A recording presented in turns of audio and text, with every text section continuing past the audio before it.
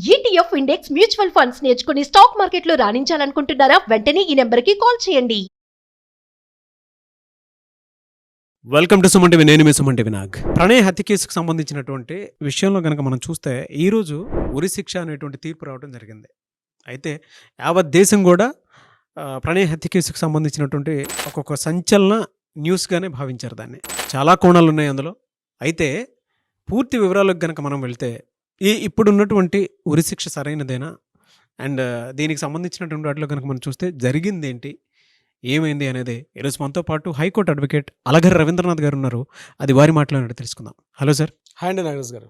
Sir, ఒక్కసారి గతానికి వెళ్దామండి. ఒక్కొక్క 6 years బ్యాక్కి వెళ్దాము. ప్రణయ్ హత్య కేసుకు సంబంధించినటువంటి విషయంలో పూర్తిగా జరిగింది ఏంటి? పర్టికులర్గా ఈ ప్రణయ్ అమృతల యొక్క ఏదైతే ఈ కేసు జరిగిందో ఈరోజు కోర్టు తీర్పు ఇవ్వడం జరిగింది. అందులో ఒక వ్యక్తిని ఉరిశిక్షను తీస్తూ ఒక తీర్పు, అదేవిధంగా మిగిలిన వారందరికీ కూడా జీవిత ఖైదుని విధిస్తూ కూడా తీర్పు ఇవ్వడం జరిగింది. యాక్చువల్గా ఇది రొటీన్గా జరిగిపోతుంటాయి. నేరం జరిగింది, అభియోగాలు జరిగాయి, సాక్షులను విచారించారు, ఆటోమేటిక్గా తీర్పు ఇవ్వడం జరిగింది. ఇక్కడ వరకు ఇదంతా ఓకే. అసలు ఈ పరిస్థితికి దారితీసినటువంటి ఘటన ఏముంది, సంఘటన ఏదైతే ఉంది, దారితీసిన పరిస్థితులు ఎలా ఉంటాయంటే, నాకు తెలిసి ఈనాటి సమకాలీన సమాజంలో ప్రతి 10 ఇళ్లలో మోర్ దెన్ 6 to 7 హౌసెస్లో ఇటువంటి సంఘటన లేకపోయినా ఈ రకమైన పరిస్థితి మాత్రం ప్రతి ఇంట్లో ఉంది. అంటే యువకులు ముఖ్యంగా టీనేజ్లో ఉన్నటువంటి కుర్రవాళ్ళు మా అబ్బాయి ప్రేమిస్తున్నారనో మా అమ్మాయి ప్రేమిస్తున్నారనో ఉన్నటువంటి విషయాలు అయితే ప్రతి ఇంట్లో సహజంగా ఉన్నటువంటిదే. కానీ అందరి ఇళ్లలో అమ్మాయి అబ్బాయిలు ప్రేమించుకోవడం ఒకటైనప్పుడు కూడా పర్టికులర్గా ఈ యొక్క ఇంట్లో ఏదైతే ఇప్పుడు మనం మాట్లాడుకున్నటువంటి ప్రణయ్ అండ్ అమృత వాళ్ళకి సంబంధించి వీళ్ళ ఇంట్లో జరిగిన సంఘటన మాత్రం అల్టిమేట్గా జరిగింది. అంటే ఒక సినిమాటిక్ స్టోరీగా జరిగింది. మన సినిమాల్లోనో సీరియల్స్లోనో లేకపోతే పుస్తకాలు చదువుకున్న కథ ఏదైతే ఉందో ఇక్కడ సంఘటన జరిగింది ఈ విషయంలో. అంటే రకరకాల కోణాల్లో జరుగుతున్నాయి. ఈ విషయాన్ని రకరకాల కోణాల్లో మాట్లాడుకుంటారు దేశవ్యాప్తంగా. కానీ నేనైతే ఒకటి చెప్తాను, ప్రధానంగా ఇక్కడ అన్నిటికీ కారణం ప్రేమ. అందరి మీద ప్రేమే. ప్రణయ్కి అమృత మీద ప్రేమ, అమృతకి ప్రణయ్ మీద ప్రేమ. మరి మధ్యలో తండ్రికి కూడా ప్రేమే. ఆ ప్రేమ ఉంది కాబట్టి ఈ సంఘటన దారితీస్తుంది. అంటే ఇక్కడ ప్రణయ్కి అమృత మీద, అమృతకు ప్రణయ్ మీద ఉన్నటువంటి ప్రేమ కన్నా ఒక తండ్రికి తన కూతురు మీద ఉన్నటువంటి ప్రేమ అంతకు మించి ఇంకా చాలా బలీయంగా పనిచేసింది ఇక్కడ. అంటే ఒక తండ్రికి తన కూతురి మీద ఇంత ప్రేమ ఉంటుందా అంటే తన కూతురిని యొక్క బలిదానం తీసుకుంటుందా, అంతేకాకుండా ఆ బలిదానం ఇంకా పరాకాష్ఠగా చేరి తనతో మీరు ఇందాక అన్నట్టుగా ఒక మాట మనం మాట్లాడుకున్నట్టు ఆఫ్ రికార్డ్లో ఆ బలిదానం ఎక్కడ దారితీసిందంటే తన జీవితాన్ని అంతం చేసుకున్నప్పుడు మాత్రమే బ్యాలెన్స్ అయిందా అన్నంత స్థాయికి అయితే వెళ్ళిపోయింది. ఇక్కడ ప్రధానంగా 3 వ్యక్తుల మధ్య కనిపించింది కూడా ప్రేమే. ఆ ప్రేమ అన్నది ఒక బలిదానాన్ని కోరుకుంది. ఇక్కడ ఒకరి బలిదానం కోరిందా కాదు, ఇంతమంది బలిదానాలు కోరింది. ఇక్కడ ఎవరు మిగిలారు అంటే చనిపోయిన ప్రణయ్ కూడా ఒక బలిదానం అయిపోతే తన ఆత్మహత్య చేసుకోవాలంటే మారుతీరావు ఒక బలిదానం కోరుకుంటే బతికి కూడా జీవోత్సవంలో బతుకుతున్నటువంటి ఈరోజు అమృత కూడా ఒక బలిదానం అంటాను నేను. ఈరోజు బతుకుతూ ఉన్నటువంటి తన పిల్లాడిని చూసుకుంటూ కూడా తన జీవోత్సవంలో ఈ గత స్మృతులు నెమరవేసుకుంటూ కూడా ఆవిడ కూడా ఒక బలిదానంగా ఉండిపోయినట్టుగా మొత్తం తెలుస్తుంది. ఎందుకంటే సమాజం ఇప్పుడు ఆవిడ ఏ స్టెప్ తీసుకున్నా ఆవిడని బతకనివ్వదు. అంటే రెండో పెళ్లి చేసుకున్నా బతకనివ్వదు. లేకపోతే తన కాస్త మోడర్న్గా ఈ మధ్య సోషల్ మీడియాలో కొన్ని రకాల మూమెంట్స్ చూస్తాం. ఆ అమ్మాయి కాస్త మోడర్న్గా కాస్త సోషల్ మీడియాలో కంటిన్యూగా వస్తాం, మోడర్న్ డ్రెస్ వేసుకుంటూ కూడా సమాజం చంపేస్తుంది ఆవిడ ఈరోజు. అంటే ఈ 3 యొక్క బలిదానం కూడా కోరింది. అంటే ప్రేమ, బలిదానం ఈ 3 మధ్య ఈ ఎంటైర్ స్టోరీ మొత్తం నలిగిందని చెప్పడంలో ఎటువంటి డౌట్ అయితే లేదు నాగరాజ్ గారు. ఈ పరిస్థితి రావడానికి దారి తీసినటువంటి కారణాలు ఏమనుకోవచ్చు అసలు? కె. విశ్వనాథ్ గారి దర్శకత్వంలో సినిమా వచ్చింది సప్తపది. అది కూడా ఇంతే, కులాంతరకరణ వివాహాల మీద అప్పట్లోనే అంటే ఒక 50 ఏళ్ళ క్రితం వచ్చినటువంటి ఒక సినిమా సప్తపది సినిమా. ఆ సినిమా ఇంచుమించుగా దగ్గరగా ఉంటుంది. అయితే అందులో ఇంతటి వైలెన్స్ ఉండదు, కానీ సంఘటన అంతర్లీనంగా ఉన్నటువంటి ఇతివృత్తం మొత్తం ఎలాగా కనిపిస్తుంది. అందులో ఏం జరిగింది, ఇక్కడ కూడా వీళ్ళిద్దరు కూడా చిన్నప్పటి నుంచి కూడా స్నేహితులు. ఎవరు? తిరునగరి మారుతీరావు గారు, అదేవిధంగా పెరుమాల బాలస్వామి గారు.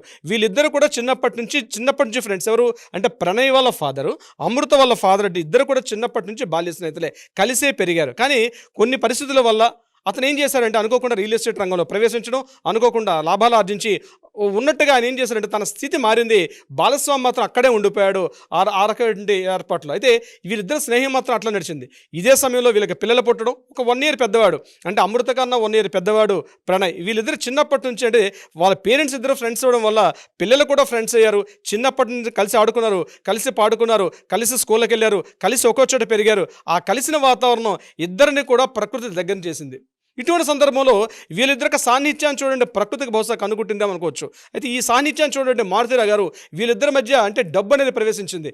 నేను కాస్త పెద్దవాడిని, అంటే వయసు రీత్యా, అంటే నేను చెప్పేది ఆర్థిక రీత్యా కావచ్చు, అదేవిధంగా వాళ్ళ మధ్య ఆ కుల వ్యవస్థ కావచ్చు, ఇద్దరి మధ్య తారతమ్యం కొంత పెంచింది. నేను పెద్దవాడిని, మీరు చిన్నవాళ్ళు, కాబట్టి నా కూతురు నీతో కలిసి ఉండడం సరికాదు, కాబట్టి నీ కొడుకుని కంట్రోల్ చేసుకొని చెప్పడం జరిగింది మారుతీరావు గారు. అయినప్పటికీ కూడా వాళ్ళ మధ్య ఉన్నటువంటి ఒక ఇన్ఫాచ్యుయేషన్, ఒక ఆకర్షణ మాత్రం ఇద్దరిని బలంగా దగ్గర చేర్చింది. అయితే ఇది ఇలా జరుగుతున్నప్పుడు కూడా కొన్ని స్కూల్స్ మార్చారు. ఇద్దరు కలిసి ఒకే స్కూల్ చదువుతున్నప్పుడు ఇద్దరు సాన్నిధ్యం పెరుగుతుందని చెప్పి ఇమ్మీడియట్గా మారుతీరావు గారు తన అమ్మాయిని వేరే స్కూల్లో చదివించడం, ఈ అబ్బాయిని దూరంగా పెట్టడం జరిగింది. అయినప్పటికీ కూడా వాళ్ళిద్దరి మధ్య సాన్నిధ్యం మాత్రం ఎక్కడ తగ్గలేదు. అలా మెల్లగా పెరుగుతున్నప్పటికి కూడా వీళ్ళిద్దరి మధ్య సంబంధం, ఈ అమ్మాయి ప్రణయ్ అండ్ అమృతల మధ్య సాన్నిధ్యం పెరిగింది. మారుతీరావు అండ్ పక్కన ఉన్నటువంటి బాలస్వామి వీళ్ళిద్దరి మధ్య కాస్త గ్యాప్ మొత్తం పెరిగింది. ఈ గ్యాప్ వాళ్ళిద్దరి మధ్య గ్యాప్ పెరగడం, వీళ్ళిద్దరి మధ్య గ్యాప్ బాగా తగ్గడం జరిగింది. దగ్గర అయ్యారు, కాలేజ్ స్టేజ్కి వచ్చారు. కాలేజ్ స్టేజ్కి వచ్చిన తర్వాత మనం ఇలా కాదు, పెళ్లి చేసుకుంటే బాగుంటుందని చెప్పి ఇద్దరు కలిసి మ్యారేజ్ చేసుకున్నారు, ప్రణయ్ అండ్ అమృత. మ్యారేజ్ చేసుకుని హైదరాబాద్ వచ్చారు, వేరే ఉద్యోగాల ప్రయత్నాలు చేశారు. అయితే ఇక్కడ ఇది నిజమా కాదండి ఆఫ్ రికార్డ్ నాకు తెలియదు, ఇది సబ్జెక్ట్ టు ద కరెక్షన్. ఇక్కడ చెప్పడం ఏంటంటే, ఒక సందర్భంలో ఒక తాగిన మైకంలో ఇక్కడ ప్రణయ్ అనే అబ్బాయి మాత్రం చేసిన విషయం ఏంటంటే మారుతీరావు మీద కొంత అసభ్యంగా మాట్లాడినట్టుగా తెలుస్తుంది.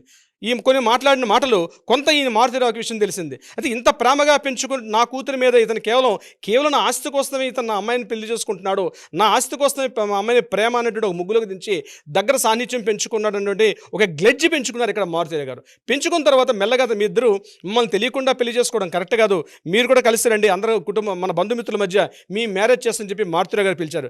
పిలిచిన తర్వాత కాస్త హడావుడిగా చేసినప్పటికీ కొంతమంది మిత్రులు, మారుతీరావు గారు సంబంధించిన కొంతమంది మిత్రులు, ఈ మ్యారేజ్ సరైనది కాదు, మీ యొక్క స్థాయి ఎక్కడ, వాళ్ళ యొక్క స్థాయి ఎక్కడ, మీ ఇద్దరు కలిసి ఒక సమాజంలో ఒక వియ్యంకులుగా కలిసి చలమని అవడం సరికాదు అని చెప్పి కొంతవరకు సమాజం కొంత వికృత ధోరణిలో ప్రవర్తించారు. ఈ సందర్భంలో అమృత ప్రెగ్నెంట్ అయిన తర్వాత ఇమ్మీడియట్గా ప్రెగ్నెంట్ని తీసేయమని చెప్పి కొంత ఫోర్స్ చేయడం జరిగింది మారుతీరావు గారు. అంటే ఇది సరైన సమయం కాదు, ఇంకా మీరు చిన్నపిల్లలు కాబట్టి ఇప్పుడే వద్దని ఆయన కొంత ఉద్బోధ చేసి కనిపిస్తుంది. కానీ తన కూతురు మీద చిన్నప్పటి నుంచి అపారణ ప్రేమ పెంచుకున్నారు. తను ఏదైతే ఆస్తులు రియల్ ఎస్టేట్ ద్వారా లావాదేవీలు పెంచుకున్నారో అనేక లావాదేవీలు తన కూతురు పేరు మీద రాశారు. ఎంత ప్రేమ ఉందంటే నేను ఉదాహరణ చెప్తానండి. తను ఏదైతే చివరిగా సూసైడ్ నోట్ రాసుకున్నారో ఆ సూసైడ్ నోట్లో కూడా తన యావదాస్తిని మొత్తాన్ని కూడా అమృత పేరు మీదుగా రాసి చనిపోయాడు తను మారుతీరావు గారు. అయితే ఈ రియల్ ఎస్టేట్లో ఒక రాజకీయ నాయకుడిగా వెళ్ళి అప్పటికున్నటువంటి ఒక పార్టీలో ఈయన కాస్త యాక్టివ్ పార్టిసిపెంట్గా చేసిన తర్వాత కొంత రియల్ ఎస్టేట్ లావాదేవీల్లో ఈ యొక్క అఫ్జల్ గురి అని చెప్పి అతన్ని కొంత సాన్నిధ్యం అయ్యాడు. అంటే కొంత దబాయింపు చేయడం, అంటే రియల్ ఎస్టేట్లో ఆగడాల మీద గట్టిగా మాట్లాడడం కోసం చెప్పి ఒక సుపారిని దగ్గర ఏర్పాటు చేసుకున్నాడు. చిన్న లావాదేవీలు పనిచేస్తుంటే బీహారీ గ్యాంగ్కి సుపారీ ఇచ్చినటువంటి ఇతను మెల్లగా మిగిలిన వాళ్ళతో కూడా కలిశాడు. అయితే ఇక్కడ మారుతీరావు ఏం చేశాడంటే తన ఇద్దరు తమ్ముళ్ళని కూడా, ఒక ఆయన పేరు శ్రవణ్ కుమార్, ఆ శ్రవణ్ కుమార్ కూడా చిన్నప్పటి నుంచి చాలా లో ఫ్యామిలీ నుంచి వచ్చారంటే ఆర్థికంగా అంత ఉన్న కుటుంబం కాదు కాబట్టి చాలా రకాలుగా శ్రవణ్ కూడా దగ్గర తీసుకున్నాడు. సో మా అన్నయ్య డెవలప్ అవుతున్నాడని చెప్పి శ్రవణ్ కూడా తన అన్నయ్యకి సపోర్ట్ చేయని చెప్పి శ్రవణ్ కూడా సపోర్ట్ చేయడం జరిగింది. అయితే మొత్తం ఈ ఇష్యూలో మాట్లాడుకున్నట్టయితే నాగరాజు గారు ఒకవైపు నుంచి రియల్ ఎస్టేట్లో ఆర్థికంగా ఉన్నత స్థితిలో రావడం, తన కూతురు తన కళ్ళ ముందే తనకి ఇష్టం లేనటువంటి వ్యక్తి మీద తన సాన్నిధ్యంగా ఉండడం తను గమనించి తట్టుకోలేకపోయాడు, డైజెస్ట్ చేసుకోలేకపోయాడు, మాట్లాడాడు, నచ్చజెప్పాడు, కనీసం దెబ్బలాడాడు, నయానా భయానా శత విధాల ప్రయత్నం చేసినప్పుడు కూడా కూతురు ససేమీర అని చెప్పి ఒకే కాన్సెప్ట్ మీద ఉండడంతో తన నచ్చలేదు. ఒక దశలో తండ్రిని కూడా ఎదిరించి మాట్లాడడం జరిగింది. ఈనాటి సమాజానికి చాలా ఒక గుర్తుపెట్టుకోవాల్సిన అవసరం. తండ్రిని కూడా ఎదిరించే స్థాయికి వెళ్ళింది. అంటే ఎందుకు వెళ్ళింది, దానికి వేరే కారణాలు మీకు తర్వాత చెప్పే ప్రయత్నం చేస్తాను. తండ్రిని ఎదిరించేసి నాకు ఇతనే సర్వస్వం, ఇతనే నాకు కావాలని చెప్పి వెళ్ళడం జరిగింది. అయినప్పటికీ కూడా కూతురికి నీకు ఆశిస్తాను, నువ్వు ఆ అబ్బాయిని వద్దు అని చెప్పి కూడా ప్రయత్నం చేయడం జరిగింది. ఇక్కడ ఏమైంది, ఇది కేవలం ఒకవైపు చూసినట్టయితే కేవలం కులం అన్నటువంటి ఒక యాంగిల్లో కనిపిస్తున్నప్పుడు కూడా నేనేమంటానంటే కులం అనేది అంతగా కాదు. ఎందుకంటే మనం ఎక్కడో 70s లోనో 60sలోనో 50లో లేవు, కాస్త మోడర్న్ సొసైటీలో. కానీ ఏవో కొన్ని చేస్తున్న పనులు, ఆ అబ్బాయి చేస్తున్న పనులు ఇతను హర్షించలేకపోయాడు, తన యాక్సెప్టెన్స్ ఇవ్వలేకపోయాడు. ఆ సందర్భం మీద ఏదైనా చెయ్యాలి, ఒక తండ్రి ఏది చెయ్యకూడదో ఆలోచించాడో ఆ పని చేశాడు మారుతీరావు గారు. ఏది చెయ్యకూడదో, ఎలా ఆలోచించకూడదో ఆ స్థితిని ఆలోచించాడు. అది ఈనాడు తల్లిదండ్రులు చేయకూడని పని. ఆయన ఆ రోజు మారుతీరావు గారు ఆ స్టెప్ తీసుకున్నారు. స్టెప్ తీసుకొని ఒక సుపారీ గ్యాంగ్కి కొంత అమౌంట్ ఇచ్చి ఏదో రకంగా అతన్ని భయపెట్టాలి, చంపాలని ఉద్దేశం కాదని కొన్ని విషయాలు వార్తలు కూడా వెలుగులోకి వచ్చాయి. ఇది right are wrong, subject to the correction. కానీ ఆ సుపారీ గ్యాంగ్ వాళ్ళు చేసిన పని ఏంటంటే చివరిగా సుమారుగా ఈ 7 to 8 times ఆయన మీద అటెంప్ట్ చేయడం జరిగింది. 2 నెలల పాటు కాపు కాసి అతన్ని బెదిరిద్దామని కొడదామని కూడా ప్రయత్నాలు చేసుకున్నప్పటికీ 2 monthsగా 6-7 సార్లు ప్రయత్నం చేసినప్పుడు కూడా వాళ్ళ ప్రయత్నాలు విఫలమే. కానీ 7th టైము ఖచ్చితంగా దొరికిపోయాడు.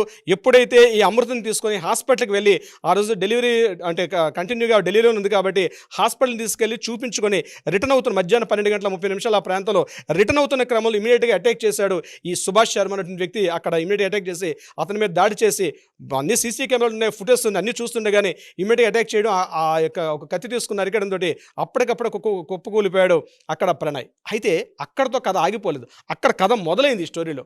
అంటే సినిమాల్లో ఏం చేస్తారంటే ఆ కథ అక్కడతో ముగిసిపోతుంది, మారుతిరావుని చంపడం ఇట్లా చూపిస్తుంది. ఇది సినిమా కథ, రియల్ లైఫ్ ఎలా ఉంటుంది యాక్చువల్గా. ఇది ప్రతి ఒక్కరు గుర్తుపెట్టుకోవాల్సిన విషయం ఏంటంటే ఇమీడియట్గా మారుతిరావు గారిని ఇమీడియట్గా మాట్లాడడం జరిగింది. పోలీసులు తీసుకున్నారు, ఇంటరాగేట్ చేస్తే ఒప్పుకున్నాడు, ఈ విషయాన్ని నేనే చేసినట్టుగా ఒప్పుకున్నాడు. కొన్ని ఇంటరాగేషన్ తర్వాత ఇక్కడ పోలీసులు మారుతిరావుని అరెస్ట్ చేసుకుని కోర్టులో ప్రవేశపెట్టి పోలీస్ స్టేషన్ లాకప్లో పెట్టేటప్పుడు ఒక తండ్రి పడిన మానసిక బాధ, అంటే తను చిన్నప్పటి నుంచి అల్లారు ముద్దగా అత్యంత గారాభంగా తన కూతుర్ని తన ఏ చేతులతో అయితే పెంచుకున్నాడో అదే చేతులతోటి తన కూతురు యొక్క ఎంటర్ జీవితాన్ని కొలాప్స్ చేసేసాడు.